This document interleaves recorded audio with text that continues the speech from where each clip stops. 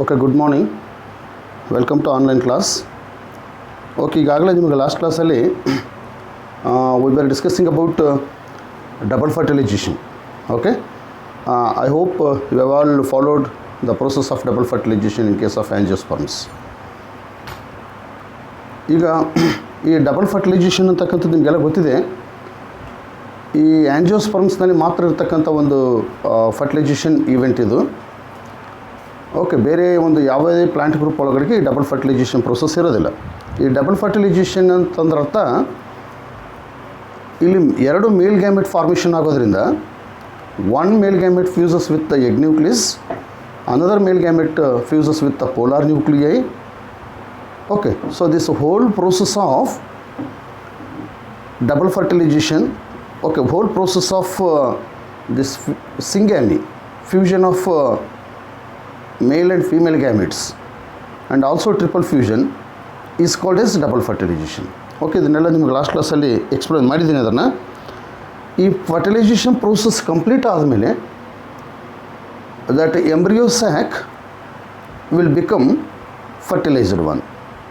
Okay, so ಆ ಕಾರಣಕ್ಕೋಸ್ಕರ ನಿಮಗೆ ಲಾಸ್ಟ್ ಕ್ಲಾಸ್ ಒಳಗಡೆ ಹೇಳಿದ್ದೆ, there is a slight difference between fertilised embryo sac and matured embryo sack.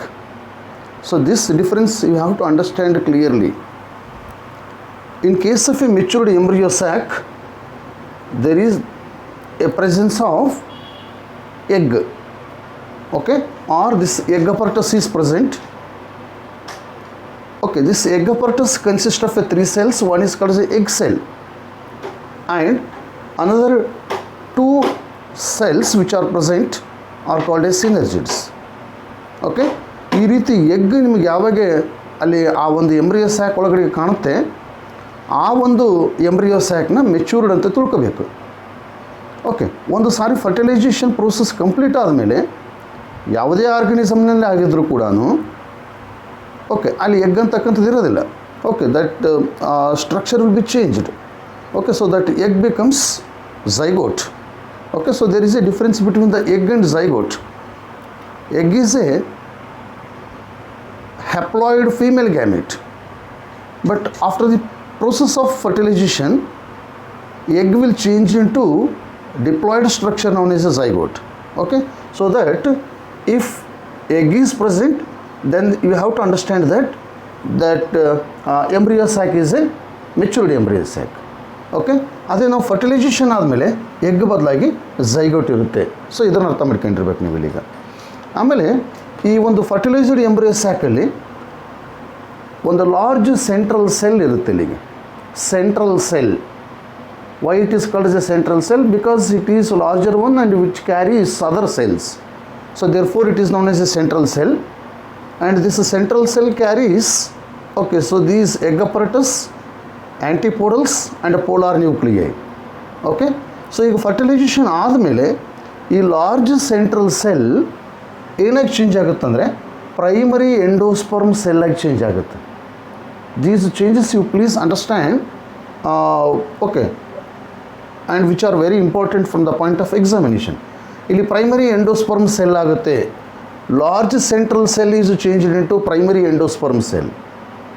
ಇದನ್ನು ನಾವು ಶಾರ್ಟ್ ಫಾರ್ಮ್ ಒಳಗಡೆಗೆ PEC ಅಂತ ಕರಿತೀವಿ ಇದಕ್ಕೆ. ಓಕೆ, ಈಗ ಫರ್ಟಿಲೈಜೇಷನ್ ಪ್ರೋಸೆಸ್ ಕಂಪ್ಲೀಟ್ ಆದಮೇಲೆ polar nuclei are changed into primary endosperm nucleus. That is what we call it as PEN in short. Okay, so ಈ ರೀತಿ. ಆಮೇಲೆ ನೆಕ್ಸ್ಟ್ ಇಲ್ಲಿರ್ತಕ್ಕಂಥ ಆ್ಯಂಟಿಪೋಡಲ್ಸ್, ಮೆಚೂರ್ಡ್ ಎಂಬ್ರಿಯೋ ಸ್ಯಾಕ್ ಒಳಗಡೆ ಇರ್ತಕ್ಕಂಥ ಆ್ಯಂಟಿಪೋಡಲ್ಸ್ ಡಿಜೆನರೇಟ್ ಆಗ್ತವೆ. So that degenerating antipodals. Okay, so ಈ ರೀತಿ ಒಂದು ಫರ್ಟಿಲೈಸ್ಡ್ ಎಂಬ್ರಿಯೋ ಸ್ಯಾಕ್ ಸ್ಟ್ರಕ್ಚರ್ ಇರುತ್ತೆ. ಓಕೆ, ಎಕ್ಸಾಮಿನೇಷನ್ದಲ್ಲಿ ಸಾಕಷ್ಟು ಸಾರಿ ಈ ರೀತಿ ಕ್ವಶನ್ ಕೇಳ್ತಾರೆ ನಿಮಗೆ. Explain the structure of a matured embryo sac ಅಂತ ಕೇಳಿರ್ಬೋದು, ಅಥವಾ explain the structure of a fertilised embryo sac ಅಂತ ಕೇಳಿರ್ಬೋದು. ಓಕೆ, ಈ ನೀವು ಒಂದು ಸ್ವಲ್ಪ ಕೇರ್ಫುಲ್ಲಾಗಿ ಅದಕ್ಕೆ ಆನ್ಸರ್ ಮಾಡಬೇಕಾಗುತ್ತೆ. ಆಮೇಲೆ ಅದು ಡಯಾಗ್ರಾಮ್ ಎಲ್ಲ ಎಕ್ಸ್ಪ್ಲನೇಷನ್ ಎಲ್ಲನೂ ಕೂಡ ಸ್ವಲ್ಪ ವ್ಯತ್ಯಾಸ ಇರ್ತದೆ. ಏನು ವ್ಯತ್ಯಾಸ ಇರ್ತದೆ ಅಂತಕ್ಕಂಥ ಅರ್ಥ ಮಾಡ್ಕೋಬೇಕು. ಓಕೆ, ನಿಮ್ಗೆ ಎಗ್ ಅಂತ ಲೇಬಲ್ ಮಾಡಿದರೆ ಅದು ಮೆಚೂರ್ಡ್ ಎಂಬ್ರಿಯೋ ಸ್ಯಾಕ್ ಅಂತ ಅರ್ಥ. Egg, central cell, polar nuclei, ಈ ಲೇಬಲ್ಸ್ ಬಂದಪ್ಪ ಅಂದರೆ ಅದು matured embryo sack. Okay, egg ಬದಲಾಗಿ ಝೈಗೋಟ್ ಅಂತಕ್ಕಂಥದ್ದು ಲೇಬಲ್ ಮಾಡಿದರೆ ಅದು ಫರ್ಟಿಲೈಸ್ಡ್ ಎಂಬ್ರಿಯೋ ಸ್ಯಾಕ್ ಆಗಿರ್ತದೆ. ಓಕೆ, ಆಮೇಲೆ ಆ ಲಾರ್ಜ್ ಸೆಂಟ್ರಲ್ ಸೆಲ್ ಚೇಂಜ್ ಆಗಿ ಪ್ರೈಮರಿ ಎಂಡೋಸ್ಪರ್ಮ್ ಸೆಲ್ ಆಗುತ್ತೆ. ಈಗಾಗಲೇ ನಿಮ್ಗೆ ಹೇಳ್ತಾನೆ ಇದ್ದೀನಿ ಇಲ್ಲೀಗ. ಓಕೆ, ಈ ರೀತಿ ಇರ್ತಕ್ಕಂಥ ಸ್ಟ್ರಕ್ಚರ್ನ, ಓಕೆ, ಇದು ಎಲ್ಲ ಎಕ್ಸಾಮಿನೇಷನ್ನಲ್ಲಿ ಕೂಡ ಪ್ರತಿಯೊಂದು ತಿಳ್ಕೊಳ್ಳೇಬೇಕು. ಈ ಕಾಂಪಿಟೇಟಿವ್ ಎಕ್ಸಾಮಿನೇಷನ್ ಸಂಬಂಧಪಟ್ಟಂಗೆ ಪ್ರತಿಯೊಂದು ಎಕ್ಸ್ಪ್ಲನೇಷನು, ಪ್ರತಿ ಡಯಾಗ್ರಾಮ್ ಕೂಡ ಗೊತ್ತಿರಬೇಕು. ಹಾಗಾಗಿ ನಾನು each and every point of the textbook I will go it very carefully. ಸರಿ, ಇಲ್ಲಿಗೆ ನಿಮಗೆ fertilisation events is over. Okay, ಇಲ್ಲಿಗೆ pre fertilisation structure and events completed and double fertilisation is completed.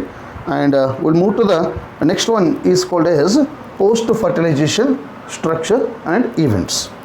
Okay, ಈಗ post fertilisation structure and events ಅಂದರೆ ಅದರೊಳಗಡೆ ನಾವೇನು study ಮಾಡಬೇಕಾಗುತ್ತೆ ಅಂದರೆ ಮುಂದೆ ಈ ಇದರಲ್ಲಿರ್ತಕ್ಕಂಥ ಕಂಟೆಂಟ್ ಯಾವ ರೀತಿ ಡೆವಲಪ್ಮೆಂಟ್ ಆಗುತ್ತೆ. ಓಕೆ, ಒಂದು ಸಾರಿ ಫರ್ಟಿಲೈಜೇಷನ್ ಆದಮೇಲೆ ಓಕೆ ಈ ಒಂದು ಫರ್ಟಿಲೈಸ್ಡ್ ಸ್ಟ್ರಕ್ಚರ್ ಮುಂದೆ ಏನಾಗಿ ಡೆವಲಪ್ ಆಗ್ಬೋದು ಅದನ್ನು ಸ್ವಲ್ಪ ಡೀಟೇಲಾಗಿ ಸ್ಟಡಿ ಮಾಡ್ಬೇಕು ನಾವಿಲ್ಲೀಗ. ಓಕೆ, ಇಲ್ಲಿ post fertilisation structure and events ಅಂದರೆ ಮೀನಿಂಗ್ ಏನಲ್ಲೀಗ the structures and events which takes place after the process of a fertilisation, they are all called post fertilisation structure and events.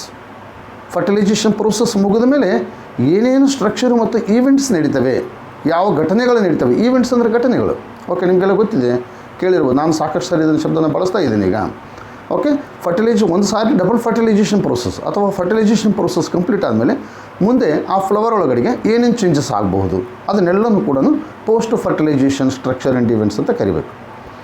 ಏನು ಆಗಬಹುದು ಅಂದರೆ ಇಲ್ಲಿ ಈ ಲಾರ್ಜ್ ಸೆಂಟ್ರಲ್ ಸೆಲ್ ಏನಿದೆಲ್ಲ, so this large central cell which is changed into endosperm. Okay, large central cell is changed into endosperm. ಈಗಾಗಲೇ ತೋರಿಸಿದ್ವಿ. ಇದು primary endosperm cell ಏನಿದೆಲ್ಲ, ಸೊ ಈ ಪ್ರೈಮರಿ ಎಂಡೋಸ್ಪರ್ಮ್ ಸೆಲ್ ಏನಾಗುತ್ತೆ, ಎಂಡೋಸ್ಪರ್ಮ್ ಆಗುತ್ತೆ. Then okay, this zygote it develops into embryo. Zygote ಎಂಬ್ರಿಯೋಗೆ develop ಆಗುತ್ತೆ. Okay, so that you ಅದು ಎಂಬ್ರಿಯೋ ಬಗ್ಗೆ ನೀವು ಸ್ಟಡಿ ಮಾಡಬೇಕು. Endosperm and embryo you have to understand. And there is a slight difference between the embryo of monocotyledonous plants and embryo of a dicotyledonous plants that you have to understand. Okay, ಅವೆರಡರ ಮಧ್ಯಕ್ಕೆ ಇರ್ತಕ್ಕಂಥ embryo ಏನು structure ಇದೆ, embryo of monocotyledonous plants and embryo of a dicotyledonous plants that you have to understand. Okay, ಇದಾದ ಮೇಲೆ you should know about the next ಏನಾಗ್ಬೋದು ಅಂತಂದರೆ ಈ ಎಲ್ಲ ಡೆವಲಪ್ಮೆಂಟ್ ಎಲ್ಲಿ ನಡೀತದೆ, ಓವಿಲ್ ಒಳಗಡೆ ನಡೀತದೆ. ಆ ಓವಿಲ್ ಏನಾಗುತ್ತೆ, ಇಷ್ಟೆಲ್ಲ ಎಂಡೋಸ್ಪರ್ಮ್ ಫಾರ್ಮೇಷನ್ ಆದಮೇಲೆ ನೆಕ್ಸ್ಟ್ ಎಂಬ್ರಿಯೋ ಫಾರ್ಮೇಷನ್ ಆದಮೇಲೆ then ovule is changed into seed. So that you have to understand what is seed and what are the different types of a seeds and what are the significance of a seeds or uses of a seeds.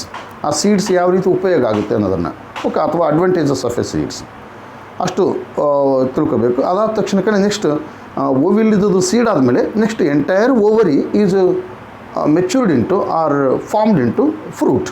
Okay, so after fertilization ovary develops into fruit. So that you have to understand the meaning of a fruit and you should understand about different types of fruits which you have already studied in first PUC. So ಅದನ್ನು ನಾವು ಈಗ ಮತ್ತೊಂದು ಸಾರಿ ಡೀಟೇಲಾಗಿ study ಮಾಡಬೇಕು ಇಲ್ಲಿ second PUC ಒಳಗಡೆಗೆ. Okay, mostly ಇವೆಲ್ಲ ಕಾನ್ಸೆಪ್ಟ್ ಸ್ವಲ್ಪ ನಿಮ್ಗೆ ತಿಳಿದಿದೆ ಅಂತ ಅಂದ್ಕೊಂಡಿದ್ದೀನಿ. ಓಕೆ, ಈಗ ನಾವು let's move to the post fertilisation structure and events. Okay,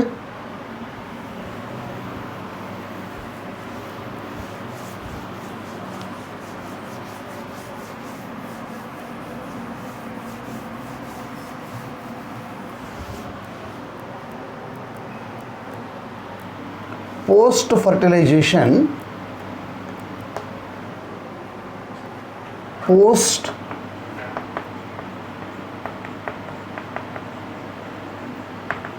fertilization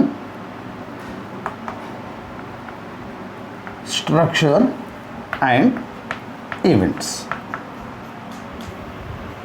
okay, ಈಗಿಲ್ಲಿ ನಾವು ಇದಕ್ಕೆ ಡೆಫಿನೇಷನ್ ಹೇಳ್ಬೇಕಾಗುತ್ತೆ. Post fertilisation structure and events ಯಾವ ರೀತಿ ಡೆಫಿನೇಷನ್ ಹೇಳ್ಬೇಕಿಲ್ಲ? ಈಗ the changes, the structure and events the structure and events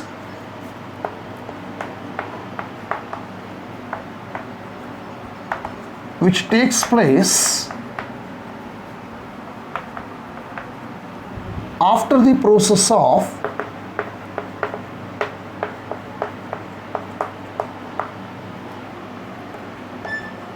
fertilization,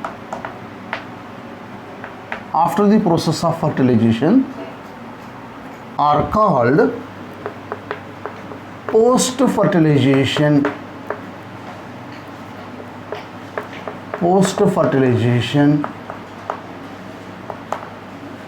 structure and events.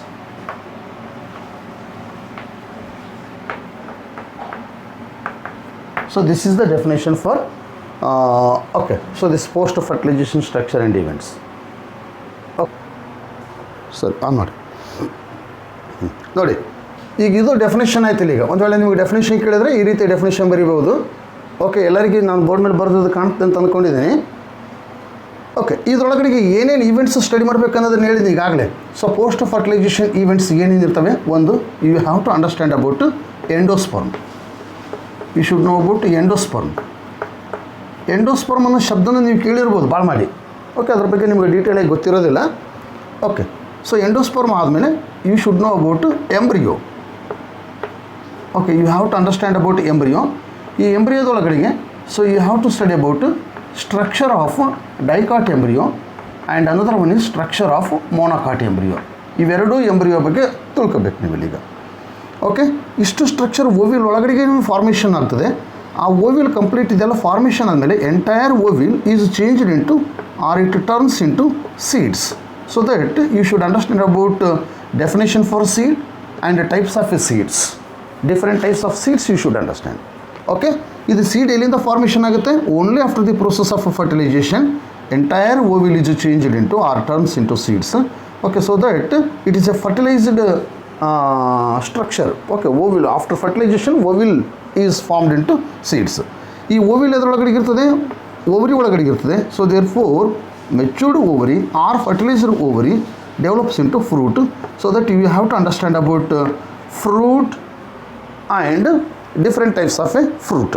Okay, ಇಷ್ಟು ನೀವು ಇದರೊಳಗಡೆಗೆ ಸ್ಟಡಿ ಮಾಡಬೇಕಾಗುತ್ತೆ. So these are all different post fertilisation structure and events ಇಲ್ಲಿ ಕಾಣ್ತದೆ ಅಂತ ಅನ್ಕೊಳ್ಳಿ. ನಿಮಗೆಲ್ಲರಿಗೂ ಕೂಡ ಇವೆಲ್ಲನೂ ಕೂಡ ಸ್ಟಡಿ ಮಾಡಬೇಕು ನಾವಿಲ್ಲೀಗ. ಓಕೆ, ಸೊ ಇವೆಲ್ಲ post fertilisation structure and events. Let us see each one by one. Okay, ಒಂದೊಂದನ್ನು ಸ್ವಲ್ಪ ನಿಧಾನವಾಗಿ ಸ್ಟಡಿ ಮಾಡ್ತಾ ಬರೋಣ. ನಿಮಗೇನಾದರೂ ಯಾರಿಗಾದ್ರೂ ಅರ್ಥ ಆಗಿಲ್ಲ ಅಂತಂದರೆ ದಯವಿಟ್ಟು ನೀವು ನನ್ನ ಕೇಳ್ಬೋದು. ಅದಕ್ಕೇನು ತೊಂದರೆ ಇಲ್ಲ, ಅಭ್ಯಂತರ ಇಲ್ಲ. ಅರ್ಥ ಆಗಲಾರ್ದನ್ನ ತಿಳ್ಕೊಳ್ಳಿ. ಓಕೆ, ಈಗ ಇಲ್ಲಿ ಎಂಡೋಸ್ಪರ್ಮ್ ಬಗ್ಗೆ ಹೇಳ್ತಿದ್ದೆ ನಾನು ಇಲ್ಲಿಗ. ಎಂಡೋಸ್ಪರ್ಮ್ ಅಂದರೆ ಏನಾಗುತ್ತೆ, ಯಾವ ರೀತಿ ಎಂಡೋಸ್ಪರ್ಮ್ ಫಾರ್ಮೇಷನ್ ಆಗುತ್ತೆ, ನೆಕ್ಸ್ಟ್ ಆ ಎಂಡೋಸ್ಪರ್ಮ್ದು ಯೂಸ್ ಏನು ಅನ್ನೋದನ್ನು ತಿಳ್ಕೊಂಡಿರ್ಬೇಕು ಇಲ್ಲಿಗ. ಓಕೆ, ಈಗಾಗಲೇ ನಾವು ಡಿಸ್ಕಸ್ ಮಾಡಿದ್ದೀವಿ ಇಲ್ಲಿಗ. ಒಂದು ಸಾರಿ ಇದು ಎಂಬ್ರಿಯೋ ಸ್ಯಾಕ್ ಫರ್ಟಿಲೈಸೇಷನ್ ಆದಮೇಲೆ ನೆಕ್ಸ್ಟ್ ಏನಾಗ್ತದೆ, ಇದು ಫರ್ಟಿಲೈಸೇಷನ್ ಆದಮೇಲೆ ಸೊ ನಾವು ದಿಸ್ ಈಸ್ ಎಗ್, ಈ ರೀತಿ ತೋರಿಸಿದ್ದು ನಿಮ್ಗೆ. So this is egg, zygote, this is zygote, and these are antipodals, and this is nothing but a primary endosperm nucleus. So this structure is called as primary endosperm cell. This primary endosperm cell anta helidini. Next, this is called as primary endosperm nucleus. Okay, so these are degenerating antipodals, and this is called as a zygote. So ಇದನ್ನು mind ಒಳಗಡೆಗೆ ಇರಬೇಕು ನಿಮಗೆ. ಯಾವುದು? So regarding fertilised embryo sac ಬಗ್ಗೆ ಇದು ಗೊತ್ತಿರಬೇಕು ನಿಮಗೆ. Next, these are degenerating ಸಿನರ್ಜಿಲ್ಸ್.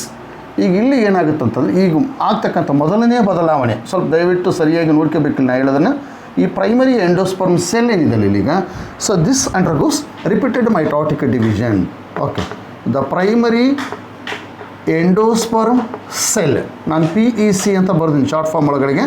Okay, ಎಲ್ಲರೂ ಅರ್ಥ ಆಗಿದೆ ಅಂತ ಅಂದ್ಕೊಂಡಿದ್ದೀನಿ. PEC ಅಂತಂದರೆ ಪ್ರೈಮರಿ ಎಂಡೋಸ್ಪರ್ಮ್ ಸೆಲ್. PEC ಅಂದರೆ P ಅಂದರೆ ಪ್ರೈಮರಿ, E ಅಂದರೆ ಎಂಡೋಸ್ಪರ್ಮ್, C ಅಂದರೆ cell. Primary endosperm cell, it undergoes repeated mitotic division. ನಾವು ಮೈಟಾಟಿಕ್ ಡಿವಿಷನ್. ಓಕೆ, ಇದು ಮೈಟಾಟಿಕ್ ಡಿವಿಷನ್ ಆಗುತ್ತೆ ಇಲ್ಲಿಗ. ಪ್ರೈಮರಿ ಎಂಡೋಸ್ಪರ್ಮ್ ಸೆಲ್ ಏನಿದೆಲ್ಲ ಇದು ಸೆಲ್. ಇದು ಸೆಲ್ ಅಂದಾಗ ಅದು ನ್ಯಾಚುರಲಿ ಆ ಸೆಲ್ ಡಿವಿಷನ್ ಆಗುತ್ತೆ. So that it undergoes repeated mitotic division and there is a formation of primary endosperm primary endosperm tissue. Okay, tissue ಆಗುತ್ತೆ. ಯಾವಾಗ ಸೆಲ್ ಏನಾಗುತ್ತೆ ಅಂತಂದರೆ ಮೈಟಾಟಿಕ್ ಡಿವಿಷನ್ ಆಗಿ ಭಾಳಷ್ಟು ಸೆಲ್ಸ್ ಆದಾಗ ಅದು ಟಿಶ್ಯೂ ಆಗುತ್ತೆ naturally. Primary endosperm tissue is formed. Okay, in short we can call it as A PET. ಇದನ್ನು PET ಎಲ್ಲ ನಾನು ಶಾರ್ಟ್ ಫಾರ್ಮ್ ಒಳಗಡೆ ಹೇಳ್ತೀನಿ. ಅದಕ್ಕೆ ಪ್ರೈಮರಿ ಎಂಡೋಸ್ಪರ್ಮ್ ಟಿಶ್ಯೂ ಆಗುತ್ತೆ. ನೋಡಿ, ಇದು PEC, ಇದು PET, ಇದು PEN. ಓಕೆ, ಈ ರೀತಿ ಗೊತ್ತಿರಬೇಕು ನಾವು ಪ್ರೈಮರಿ ಎಂಡೋಸ್ಪರ್ಮ್ ಟಿಶ್ಯೂ. ಈ ಪ್ರೈಮರಿ ಎಂಡೋಸ್ಪರ್ಮ್ ಟಿಶ್ಯೂ ಆಗ್ತಕ್ಕಂಥದ್ರದ್ದು ಬೆನಿಫಿಟ್ ಏನಿಲ್ಲ ಈಗ. Okay, what are the advantages of formation of primary endosperm tissue to the plant? Okay, so this tissue, primary endosperm tissue, the primary endosperm tissue contains reserve food material. ಇದರೊಳಗಡೆ ಏನಿರ್ತಂದರೆ reserve food ಇರ್ತದೆ ಇದರೊಳಗಡೆ. It stores food. Okay, it has got reserve food material. That reserve food will be supplied to developing embryo. ಈ ಒಳಗಡೆ formation ಆಗ್ತಕ್ಕಂಥ embryo, ಈ ಝೈಗೋಟ್ನಿಂದ embryo formation ಆಗುತ್ತೆ. ಈ ಎಂಬ್ರಿಯೋಗೆ ನ್ಯೂಟ್ರಿಯೆಂಟ್ನ supply ಮಾಡೋದಕ್ಕೋಸ್ಕರ ಈ ಪ್ರೈಮರಿ ಎಂಡೋಸ್ಪರ್ಮ್ ಟಿಶ್ಯೂ ಅಲ್ಲಿ ಏನಾಗಿರುತ್ತೆ, food material, reserve food. The food is stored. Okay, the reason for the formation of the primary endosperm tissue is to store the reserve food material. That reserve food will be supplied to the developing embryo. Okay, ಮುಂದೆ develop ಆಗ್ತಕ್ಕಂಥ ಎಂಬ್ರಿಯೋಕ್ಕೆ ಆ ನ್ಯೂಟ್ರಿಯೆಂಟ್ನ supply ಮಾಡಬೇಕಾಗಿರ್ತದೆ. Okay, ಇಲ್ಲಿ ನಾವು just ಒಂದು ವಿಷಯನ ತಿಳ್ಕೊಬೇಕಾಗಿರ್ತಕ್ಕಂಥ ಏನಂತಂದರೆ, ಇಲ್ಲಿ ಎಂಬ್ರಿಯೋ ಫಾರ್ಮೇಷನ್ ಆಗ್ತಿದೆ ಅಂತಂದರೆ ಅದಕ್ಕೂ ಮುಖ್ಯವಾಗಿ ಯಾವುದೇ ಒಂದು ಡೆವಲಪ್ಮೆಂಟ್ ಆಗಬೇಕಂತಂದರೆ energy is required, food is required. So for that purpose before formation of embryo this endosperm formation takes place. Okay, ಈ ಎಂಬ್ರಿಯೋ ಫಾರ್ಮೇಷನ್ ಆಗೋದಕ್ಕಿಂತ ಮೊದಲು ಎಂಡೋಸ್ಪರ್ಮ್ ಫಾರ್ಮೇಷನ್ ಆಗುತ್ತೆ. ಅದರಿಂದ ನೆಕ್ಸ್ಟ್ ಏನಾಗುತ್ತೆ ಅಂತಂದರೆ ಅದಕ್ಕೆ ಎನರ್ಜಿ ಸಪ್ಲೈ ಮಾಡುತ್ತೆ. ನೋಡಿ, ಈಗ ನಾವು ಆ ಒಂದು ಕೇರ್ ಅಂತಕ್ಕಂಥದ್ದನ್ನು ಕೂಡ ಅರ್ಥ ಮಾಡ್ಕೋಬೋದು ಇಲ್ಲಿಗ. ಓಕೆ, ಆ ಒಂದು ಎಂಬ್ರಿಯೋನ ಡೆವಲಪ್ ಆಗೋದಕ್ಕಿಂತ ಮೊದಲೇ ಎಂಡೋಸ್ಪರ್ಮ್ ಫಾರ್ಮೇಷನ್ ಆಗಿ ಓಕೆ ಅದಕ್ಕೆ ನ್ಯೂಟ್ರಿಯೆಂಟ್ ಸಪ್ಲೈ ಆಗ್ತಾ ಇರ್ತದೆ. ಅದನ್ನು ಅರ್ಥ ಮಾಡ್ಕೋಬೇಕು ಇಲ್ಲಿಗ. ಓಕೆ, ಈ ರೀತಿ ಪ್ರೈಮರಿ ಎಂಡೋಸ್ಪರ್ಮ್ ಫಾರ್ಮೇಷನ್ ಆಗಿ ಆ ಪ್ರೈಮರಿ ಎಂಡೋಸ್ಪರ್ಮ್ ಟಿಶ್ಯೂ ಒಳಗಡೆಗೆ ಏನಾಗುತ್ತೆ, ಪ್ರೈಮರಿ ಎಂಡೋಸ್ಪರ್ಮ್ ಟಿಶ್ಯೂ ಒಳಗಡೆಗೆ ಏನಾಗುತ್ತೆ, ರಿಸರ್ವ್ ಫುಡ್ ಇರ್ತದೆ ಅದರೊಳಗಡೆಗೆ. ಅದಾದಮೇಲೆ ದ ಪ್ರೈಮರಿ ಎಂಡೋಸ್ಪರ್ಮ್ ನ್ಯೂಕ್ಲಿಯಸ್. ಈ primary endosperm nucleus, I am talking about the nucleus. This primary endosperm nucleus it also undergoes repeated mitotic division. ಇದು ಕೂಡ ಒಂದು ರೀತಿ ರಿಪೀಟೆಡ್ ಮೈಟೋಟಿಕ್ ಡಿವಿಷನ್ ಆಗುತ್ತೆ ಇಲ್ಲಿ. ಓಕೆ, ಇಲ್ಲಿ ಮೊದಲ ಸೆಲ್ ಡಿವಿಷನ್ ಆಗ್ತಿತ್ತು, ಈಗ ಇದರಾಗಿರ್ತಕ್ಕಂಥ ನ್ಯೂಕ್ಲಿಯಸ್ ಡಿವಿಷನ್ ಆಗುತ್ತೆ. So that there is a formation of a large number of free nuclei. Okay, free nucleus. Okay, free nuclei formation ಆಗುತ್ತೆ. ನ್ಯೂಕ್ಲಿಯೈ ಪ್ಲೂರಲ್ ಫಾರ್ಮ್ ಅದರದ್ದು. ಓಕೆ, ನ್ಯೂಕ್ಲಿಯಸ್ದು ಈ ಒಂದು ನ್ಯೂಕ್ಲಿಯಸ್ ಏನಾಗುತ್ತೆ, ಡಿವಿಷನ್ ಆಗಿ ಸೆಲ್ ಡಿವಿಷನ್ ಆಗಿ ಮೇಲೆ ಸೆಲ್ ಡಿವಿಷನ್ ಆಗುತ್ತೆ, ರಿಪೀಟೆಡ್ ಸೆಲ್ ಡಿವಿಷನ್ ಆಗುತ್ತೆ, ಮೈಟೋಟಿಕ್ ಡಿವಿಷನ್ ಆಗುತ್ತೆ. ಹಾಗೆ ಸಾಕಷ್ಟು ಏನಾಗುತ್ತೆ ಅಲ್ಲಿಗ ನ್ಯೂಕ್ಲಿಯಸ್ ಫಾರ್ಮೇಷನ್ ಆಗ್ತದೆ. ಭಾಳಷ್ಟು ನ್ಯೂಕ್ಲಿಯರ್ ಫಾರ್ಮೇಷನ್ ಆಗುತ್ತೆ. ಅದನ್ನು ಫ್ರೀ ನ್ಯೂಕ್ಲಿಯೈ ಅಂತ ಕರಿತೀವಿ ಇದಕ್ಕೆ. ಈ ರೀತಿ ಫಾರ್ಮೇಷನ್ ಎಂಡೋಸ್ಪರ್ಮ್ ಫಾರ್ಮೇಷನ್ ಆಗುತ್ತೆ. ಓಕೆ, ಯಾವ ರೀತಿ ಎಂಡೋಸ್ಪರ್ಮ್ ಫಾರ್ಮೇಷನ್ ಆಯಿತು, primary endosperm cell is transformed into primary endosperm tissue. Okay, primary endosperm nucleus ಅದರೊಳಗಡೆಗೆ ಫ್ರೀ ಅದು ಡಿವಿಷನ್ ಆಗಿ ಸೆಲ್ ಡಿವಿಷನ್ ಆಗಿ. Okay, so there is a formation of a large number of free nuclei. ಈ ಒಂದು stage ಒಳಗಡೆಗೆ ನಾವು ಎಂಡೋಸ್ಪರ್ಮ್ನ free nuclear endosperm ಅಂತ ಕರಿತೀವಿ ಇದಕ್ಕೆ.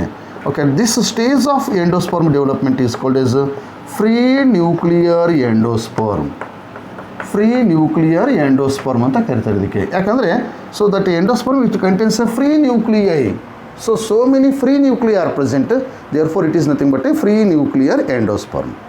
ಓಕೆ, ಈಗ ಯಾವಾಗ ನ್ಯೂಕ್ಲಿಯಸ್ ಫಾರ್ಮೇಷನ್ ಆಗ್ತದೆ, ಸಾಕಷ್ಟು ನ್ಯೂಕ್ಲಿಯಸ್ ಫಾರ್ಮೇಷನ್ ಆಗಿರ್ತದೆ, ಆಮೇಲೆ ಆ ನ್ಯೂಕ್ಲಿಯಸ್ಗೆ ಏನಾಗುತ್ತೆ ಅಂದರೆ ಆಮೇಲೆ ಈಗ ಇಮಿಡಿಯೇಟ್ಲಿ ಅಲ್ಲ, ಆಮೇಲೆ ಏನಾಗುತ್ತೆ ಅಂದರೆ ಅದರೊಳಗಡೆಗೆ nuclei are covered by cell wall. ನ್ಯೂಕ್ಲಿಯಸ್ಗೆ ಏನಾಗುತ್ತೆ, ಸೆಲ್ ವಾಲ್ ಫಾರ್ಮೇಷನ್ ಆಗುತ್ತೆ.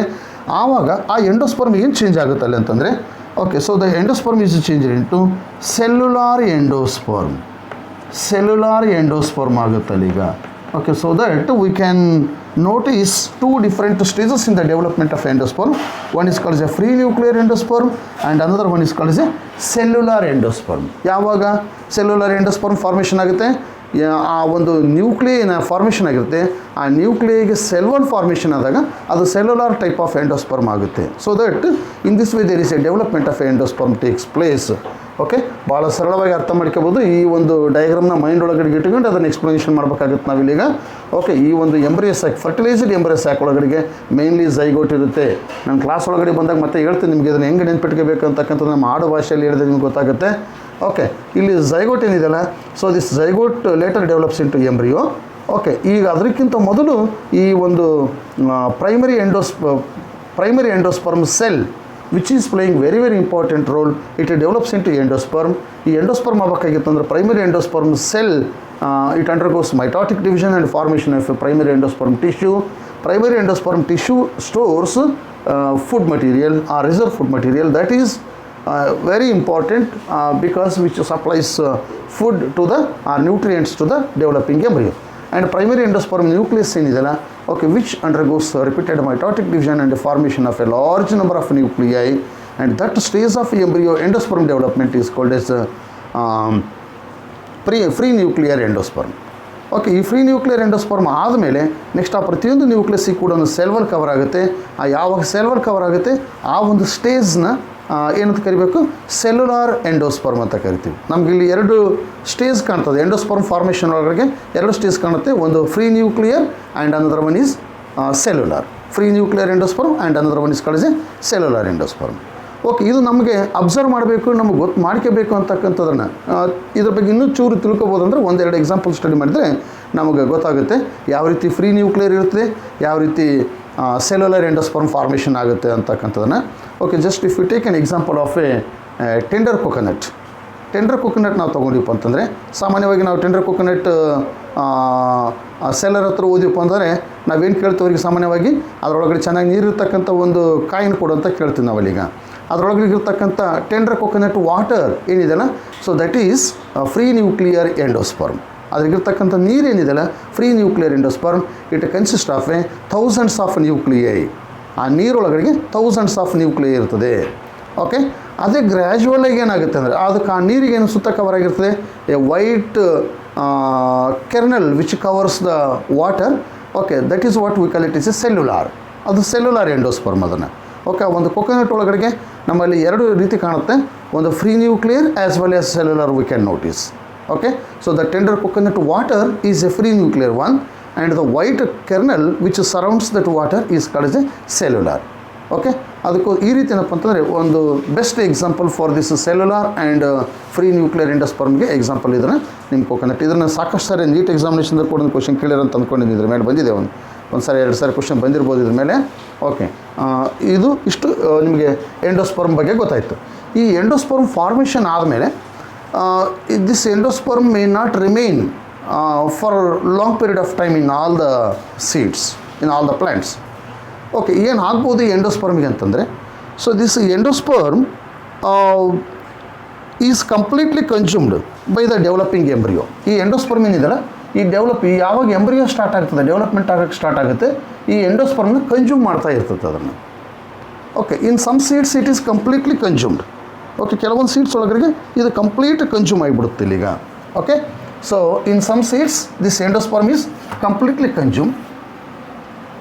Endosperm is completely consumed in some seeds. Completely consumed by developing embryo. Completely consumed by developing embryo. Okay, ಅಂದರೆ ಇಲ್ಲಿ ಯಾವ ಒಂದು ಸೀಡ್ಸ್ ಒಳಗಡೆಗೆ ಇದು ಕಂಪ್ಲೀಟ್ ಕನ್ಸ್ಯೂಮ್ ಆಗುತ್ತೆ ಅಂದರೆ ಇನ್ case of A beans. Okay, in case of beans it is completely consumed. And another one is groundnut. Beans and groundnut. So in these, endosperm is completely consumed. You cannot see endosperm when the seed is matured. Okay, so ಈ ರೀತಿ ಆಗುತ್ತೆ. ಇನ್ನೂ ಕೆಲವೊಂದು seeds ಒಳಗಡೆಗೆ endosperm it remains even in the matured seeds. Okay, endosperm is present. Endosperm remains. Okay, endosperm remains in mature seeds. In mature seeds. ಈ seed mature ಆದರೂ ಕೂಡ ಇರ್ತದೆ ಕೆಲವೊಂದು ಸೀಡ್ಸ್ ಒಳಗಡೆಗೆ even after the maturation of the seeds also this endosperm will be present. Okay, for example this is for this example is castor seeds. Okay, castor seeds, ಇಂಥ ಸೀಡ್ಸ್ನ ಎಂಡೋಸ್ಪರ್ಮಸ್ seeds ಅಂತ ಕರೀತಾರೆ. Okay, ಇನ್ನು ಕೆಲವೊಂದು ಸೀಡ್ಸ್ ಒಳಗಡೆಗೆ ಏನಾಗುತ್ತೆ ಅಂದರೆ endosperms may be used up during seed germination. So this endosperm is used up during seed germination. ಈ seed germination ಆಗಿ ನೆಕ್ಸ್ಟ್ ಪ್ಲ್ಯಾಂಟ್ ಫಾರ್ಮೇಷನ್ ಆಗಬೇಕಾಗಿದ್ದರೆ ಓಕೆ ಇಲ್ಲಿ ಎಂಡೋಸ್ಪರ್ಮ್ ಕನ್ಸ್ಯೂಮ್ ಮಾಡ್ತದೆ. ಓಕೆ, ಈ ರೀತಿಯೂ ಕೂಡ ಎಂಡೋಸ್ಪರ್ಮ್ ಕನ್ಸ್ಯೂಮ್ ಆಗುತ್ತೆ. ಓಕೆ, ಸೊ ಇದಕ್ಕೆ example is maize seed. Example for this is maize seed. Okay, so ಈ ರೀತಿ ನಮಗೆ ಎಂಡೋಸ್ಪರ್ಮ್ ಎಲ್ಲೆಲ್ಲಿ ಯಾವ ಸೀಡ್ಸ್ ಒಳಗಡೆಗೆ ಯಾವ ಎಂಬ್ರಿಯೋ ಯಾವ ರೀತಿ ಯೂಸ್ ಮಾಡ್ಕೊಂತಕ್ಕಂಥದ್ದು ಅರ್ಥ ಆಗಿದೆ ಈಗ. ಓಕೆ, ಈ ಒಂದು ಕಂಟೆಂಟ್ ಮೇಲೆ ಕೂಡ ನಿಮಗೆ ನೀಟ್ ಎಕ್ಸಾಮಿನೇಷನ್ ಕ್ವಶನ್ ಕೇಳ್ಬೋದು. ಸೊ ಅದಕ್ಕೋಸ್ಕರ ದಯವಿಟ್ಟು ಇದನ್ನು ಕೂಡ ತಿಳ್ಕೊಂಡಿರಬೇಕು. So there are some seeds which can consume that endosperm complete. Okay, there are some seeds where endosperm is completely consumed by the developing embryo. Example ಆಯಿತು. ಓಕೆ, ಇವು examples ಮೇಲೆ question ಕೇಳ್ತಕ್ಕಂಥ ಚಾನ್ಸಸ್ ಇರ್ತದೆ. So this is all regarding the formation of a endosperm. ಈ ರೀತಿ ನಮಗೆ endosperm formation ಆಗೋದು ಅರ್ಥ ಆಯಿತು. ಓಕೆ, ಈ post fertilisation structure and events ಒಳಗಡೆಗೆ ಒಂದು ಎಂಡೋಸ್ಪರ್ಮ್ ಸ್ಟ್ರಕ್ಚರ್ನ ಡೀಟೇಲಾಗಿ ಸ್ಟಡಿ ಮಾಡಿದ್ದೀವಿ.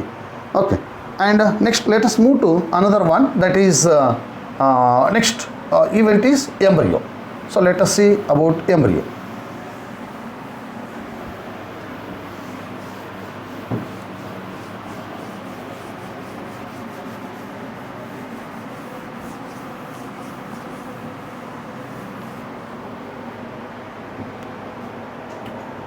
Okay.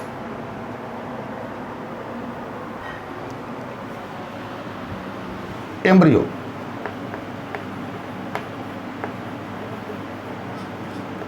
ಓಕೆ, ಇಲ್ಲಿ ನಾನು ಈ ಡಯಾಗ್ರಾಮ್ನ ಅದೇ ಹಾಗೆ ಬಿಟ್ಟಿದ್ದೀನಿ. ಈಗ ಯಾಕೆ ನಿಮಗೆ ಬಿಟ್ಟಿದ್ದೀನಿ ಅಂದರೆ ಈ ಉಳಿದಿರ್ತಕ್ಕಂಥ ಎಲ್ಲ ಪಾರ್ಟ್ ಎಂಡೋಸ್ಪರ್ಮ್ ಫಾರ್ಮೇಷನ್ ಆಗುತ್ತೆ. ಎಂಡೋಸ್ಪರ್ಮ್ ಫಾರ್ಮೇಷನ್ ಆದಮೇಲೆ ನೆಕ್ಸ್ಟ್ ಏನಾಗುತ್ತೆ ಅಂದರೆ okay, so this zygote it develops into next structure called as A embryo. Okay, ಇಲ್ಲಿ ಈ ಎಂಬ್ರಿಯೋ ಫಾರ್ಮೇಷನ್ ಆಗಬೇಕಾಗಿತ್ತು ಅಂದರೆ ಈ ಝೈಗೋಟ್ನಿಂದ ಫಾರ್ಮೇಷನ್ ಆಗುತ್ತೆ. ಸೊ ನಿಮಗೆಲ್ಲ ಗೊತ್ತಿದೆ, ಈ ಒಂದು ಎಂಬ್ರಿಯೋ ಆಗಬೇಕಾಗಿತ್ತು ಅಂದರೆ ಈ ಝೈಗೋಟ್ ಇಂಪಾರ್ಟೆಂಟ್. ಇಲ್ಲಿ ಝೈಗೋಟ್ ಅಂತಕ್ಕಂಥದ್ದು unicellular structure. Zygote is a unicellular diploid structure which later develops into embryo. Okay, ಇಲ್ಲಿ particularly in case of plants zygote develops into embryo at a different stages. ಎಲ್ಲ organisms ಒಳಗಡೆಗೆ ಅದೇ ರೀತಿ ನಡೀತಕ್ಕಂಥದ್ದು. ಒಂದು zygote ಇರೋದು embryo ಆಗಬೇಕಾಗಿತ್ತಪ್ಪ ಅಂತಂದರೆ ಅದರೊಳಗಡೆ ಬೇರೆ ಬೇರೆ ಸ್ಟೇಜಸ್ ಬರ್ತವೆ. ಬಟ್ ಈ ಒಂದು ಪ್ಲ್ಯಾಂಟ್ಸ್ ಒಳಗಡೆಗೆ so zygote becomes embryo in which it takes up different shapes. ಬೇರೆ ಬೇರೆ ಶೇಪ್ಸ್ ತೊಗೊಳುತ್ತೆ. ಇದು ನೀಟ್ ಎಕ್ಸಾಮಿನೇಷನಲ್ಲಿ ಕೂಡ ಒಂದು ಕ್ವಶನ್ ಕೇಳ್ಬೋದು ನಿಮ್ಗೆ. ಓಕೆ, ಮೊದಲೇನಾಗುತ್ತೆ ಅಂದರೆ so this zygote it develops into pro-embryo. Okay, it develops into pro-embryo. Okay, zygote develops into pro-embryo. So next it is changed into globular shaped. Okay, globular shaped. Next it is changed into heart shaped.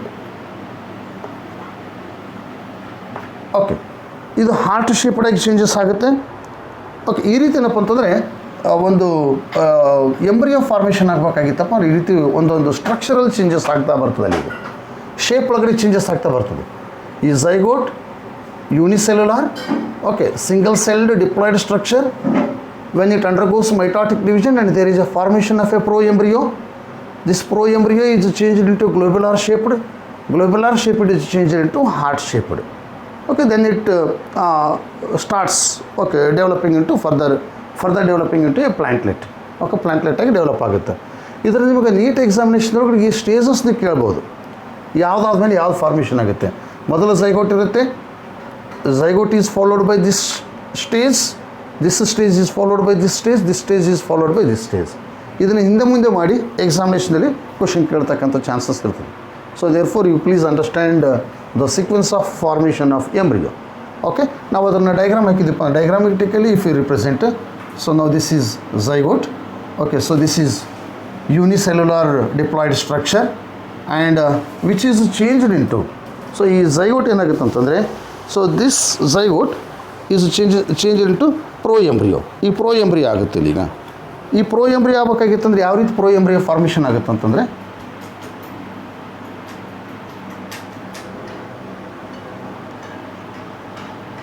Okay, so ಇದು pro embryo ಆಗುತ್ತೆ. So now this is called as pro embryo which undergoes mitotic division and there is a formation of a globular shaped structure. ಒಂದು globular structure formation ಆಗುತ್ತೆ ಈಗ.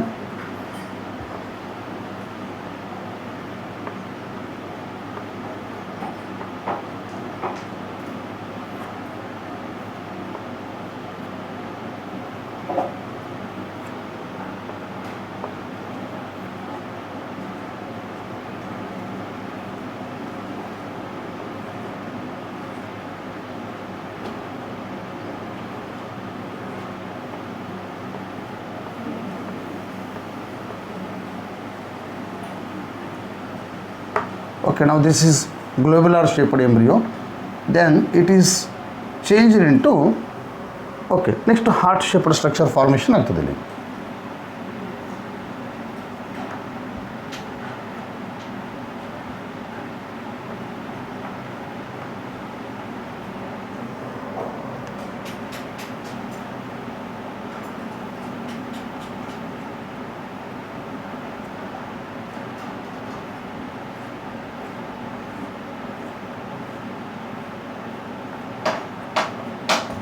Okay, so ಇದಾದಮೇಲೆ next ಏನಾಗುತ್ತೆ ಇಲ್ಲ ಅಂತಂದರೆ, ಇದೇ ರೀತಿ ಚೇಂಜಸ್ ಆಗಿಬಿಟ್ಟು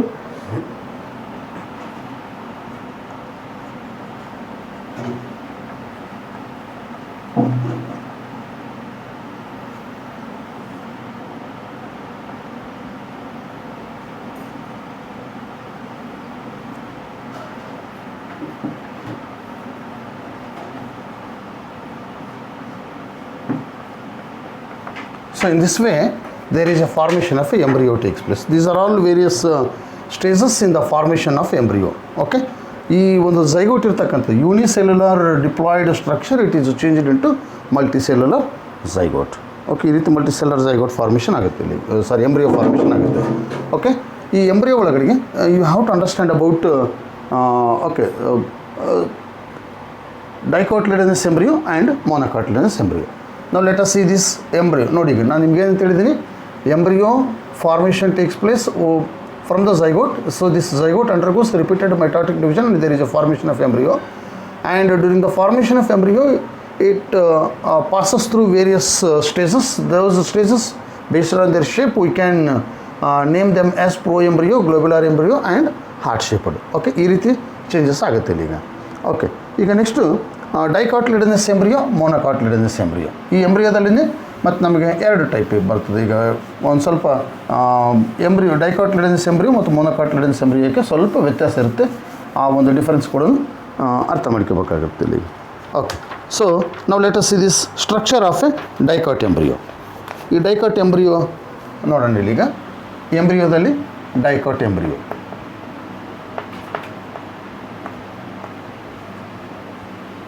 ಓಕೆ, ಈ ಡೈಕಾಟ್ ಎಂಬ್ರಿಯೋ ತೊಗೊಂಡಾಗ ಸ್ವಲ್ಪ ಒಂದು ಡಯಾಗ್ರಾಮ್ ಕೂಡ ನೋಡಬೇಕು. ಇಲ್ಲಿ ಎಕ್ಸಾಮಿನೇಷನ್ದೊಳಗಡೆ 5 ಮಾರ್ಕ್ಸ್ ಕ್ವಶನ್ ಕೂಡ ಕೇಳಿದ್ದಾರೆ. Explain the structure of a dicotyledonous embryo ಅಂತ ಕೇಳಿದ್ದಾರೆ ಕ್ವಶನ್ನ.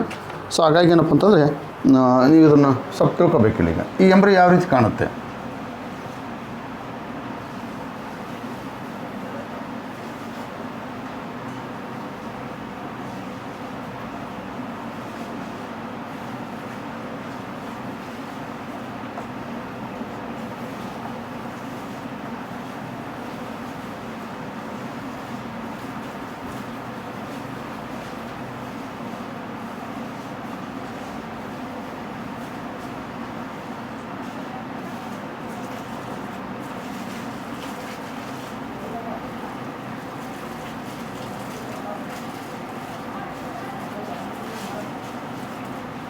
So this is ಡೈಕಾಟ್ಲಿಡನಸ್ embryo. ಈ ಡೈಕಾಟ್ಲಿಡನಸ್ ಎಂಬ್ರಿಯೋ ಒಳಗಡೆಗೆ based on the number of cotyledons, we can classify that seed into two different types, dicotyledonous and monocotyledonous. ಈ ಡೈಕೋಟ್ ಎಂಬ್ರಿಯೋದೊಳಗಡೆಗೆ ಏನಿರ್ತದೆ, ಎರಡು cotyledons ಇರ್ತವೆ ಇಲ್ಲಿಗೆ. So that you have to understand, you should know the labels. Now this is one, this is another one. Two cotyledons, presence of a two cotyledons, therefore it is nothing but a dicotyledonous. And so this is plumule. Okay, so this is plumule, and now this structure is called as hypocotyl,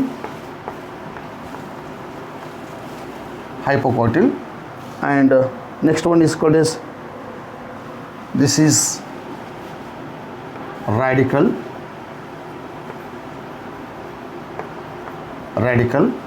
and this is called as a root cap. Okay, ರೂಟಿಗೆ ಇರ್ತಕ್ಕಂಥ ಒಂದು non cellular protective sheath is called as a root cap.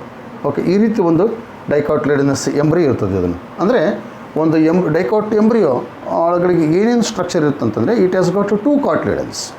Dicot embryo consist of a two cotyledons. While writing explanation you should remember it consist of a two cotyledons. And okay, next one is called as embryonal axis. It consists of two cotyledons and embryonal axis.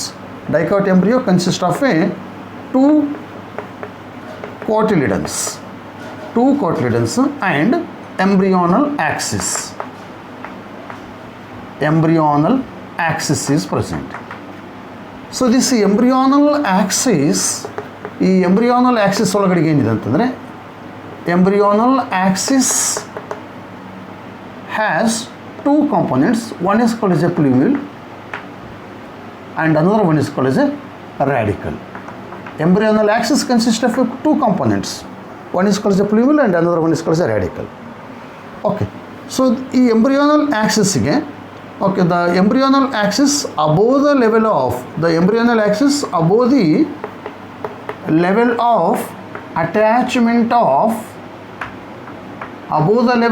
attachment of cotyledons. Okay, ಎಲ್ಲಿ ಕಾಟಿಲಿಡನ್ಸ್ attach ಆಗ್ತವೆ ಅದರ level ಮೇಲಿನ ಭಾಗನ ಏನಂತ ಕರಿಬೇಕಂದ್ರೆ ಎಪಿಕೋಟಿಲ್ ಅಂತ ಕರಿತಾರೆ ಅದಕ್ಕೆ, ಎಪಿಕೋಟಿಲ್. So ಗೊತ್ತಿರಬೇಕು ನಿಮಗೆ ಇದನ್ನು. ಓಕೆ, ಎಲ್ಲಿ ಆ ಎಂಬ್ರಿಯೋನಲ್ ಆ್ಯಕ್ಸಿಸ್ನಲ್ಲಿ ಎಲ್ಲಿ ಬಂದ್ಬಿಟ್ಟು ಈ ಕಾಟಿಲಿಡನ್ಸ್ ಅಟ್ಯಾಚ್ ಆಗ್ತವೆ, ಓಕೆ, ಕಾಟಿಲಿಡನ್ಸ್ ಅಟ್ಯಾಚ್ ಆಗ್ತಕ್ಕಂಥದ್ರದ್ದು ಮೇಲಿನ ಭಾಗನ ಎಪಿಕಾಟಿಲ್ ಅಂತ ಕರಿತಾರೆ. ಅದೇ ರೀತಿ ಏನಪ್ಪ ಅಂತಂದರೆ, okay, so below the level of the embryonal axis, okay, with below the level of attachment of cotyledons is called hypocotyl.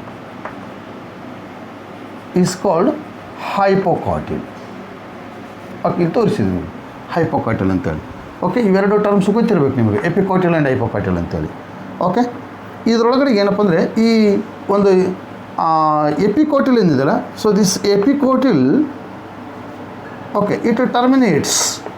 Okay, ಇದು ಟರ್ಮಿನೇಟ್ಸ್ ಎದ್ರ ಜೊತೆಗೆ ಟರ್ಮಿನೇಟ್ ಆಗುತ್ತೆ ಅಂತಂದರೆ, ಓಕೆ, ಸೊ ದಿಸ್ ಪ್ಲೂಮಿಲ್, ಈ ಪ್ಲೂಮಿಲ್ ಪಾರ್ಟ್ ವಿಚ್ ಡೆವಲಪ್ಸ್ ಇಂಟು, ಇದರೊಳಗಡೆ ಇರ್ತಕ್ಕಂಥ ಪ್ಲೂಮಿಲ್ ಏನಿದೆಯಲ್ಲ, so this ಪ್ಲೂಮಿಲ್, okay, ಇಲ್ಲಿ ತೋರಿಸಿದ್ವಿ ಪ್ಲೂಮಿಲ್ ಅಂತಕ್ಕಂಥದ್ದು. ಈ ಪ್ಲೂಮಿಲ್ ಏನಿದೆಯಲ್ಲ which develops into shoot system.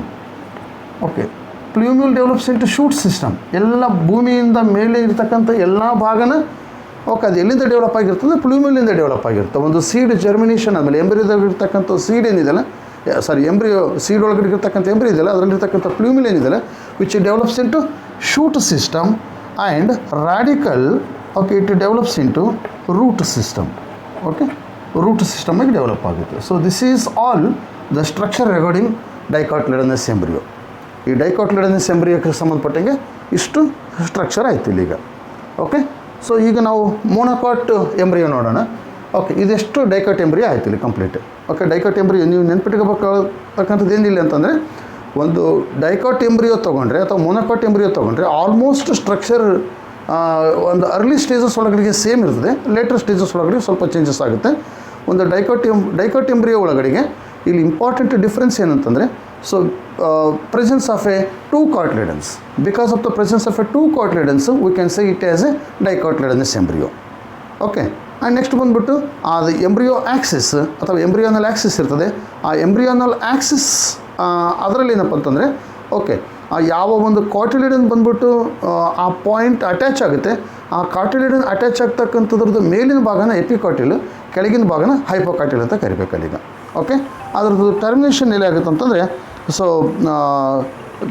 Okay, ಪ್ಲೂಮಿಲ್ and radical ಅಂತ ಕರಿತೀವಿ. So this is all regarding structure of a dicotyledonous embryo. Okay, now let us move to the structure of a monocotyledonous embryo. Next, ಈ dicotyledonous embryo ಆದಮೇಲೆ monocotyledonous embryo.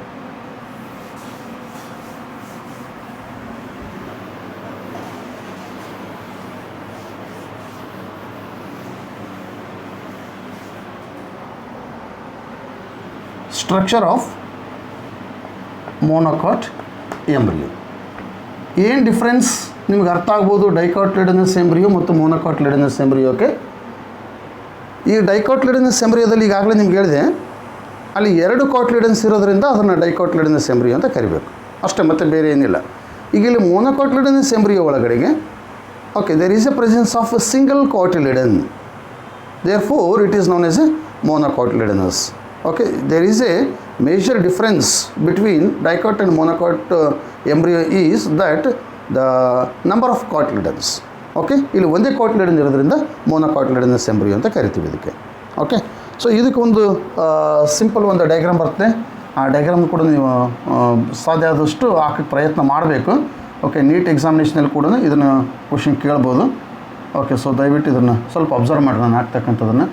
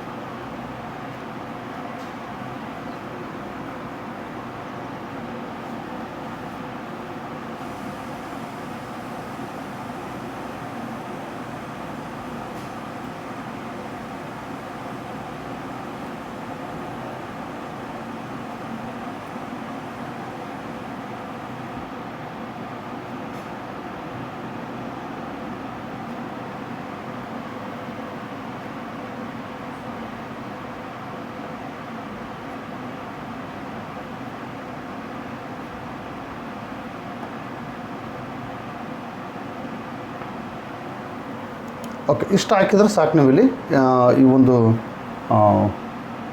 Embryo monocotyledonous embryo. So ಇದ್ರಾಗಿರ್ತಕ್ಕಂಥ labels ನೀವು ಅರ್ಥ ಮಾಡ್ಕೊಂಡಿರ್ಬೇಕು ಇಲ್ಲಿಗ. ನಾವು this structure is known as scutellum. Okay, ಇದನ್ನು scutellum ಅಂತ ಕರಿತೀವಿ. Scutellum is nothing but a cotyledon. So how many cotyledons are present here? Only 1 cotyledon is present. Okay, so that single cotyledon which is present in monocotyledonous embryo is called as a scutellum. And next one is called as, okay, so this structure is called, okay, so this is called as coleoptile.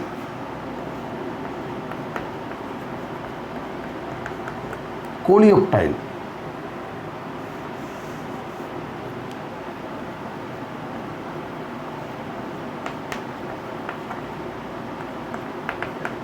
So this is called as coleoptile. And next, this structure is called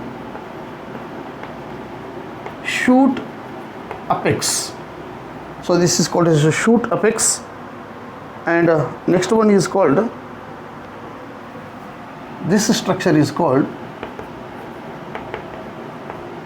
epiblast. So this is called as epiblast. And now root cap. Okay, next this is called radicle. Okay, radicle is surrounded by, okay, radicle is covered by root cap. Okay, so this root cap, again it is, or entire root, it is covered by coleorhiza.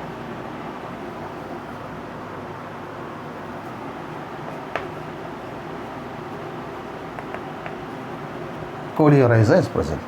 So this is about the structure of a okay, monocotyledonous embryo. Okay, ನಿಮಗೆ ಇಲ್ಲಿ ಏನೇನು ಅರ್ಥ ಆಗುತ್ತೆ ಇದ್ರ ಬಗ್ಗೆ explanation ಬರೀಬೇಕಂದ್ರೆ, it has single cotyledon. It has single cotyledon. That single cotyledon is called as scutellum. Single cotyledon is called as scutellum. Okay, and another one is, it consists of a embryonal axis. Okay, single cotyledon is present and embryonal axis is present in this embryonal axis. So this embryonal axis, as usual, it consists of a, okay, plumule and radicle. Two parts are present, and plumule is surrounded by, so this plumule is covered by non-cellular sheath known as coleoptile. Okay, which is surrounded by coleoptile, and radicle is protected by, radicle is protected or covered by a non-cellular sheath known as coleorhiza. Coleorhiza. So these are all additional structures. This you should understand regarding this monocotyledonous embryo. So that with this, the structure of embryo is over. Okay.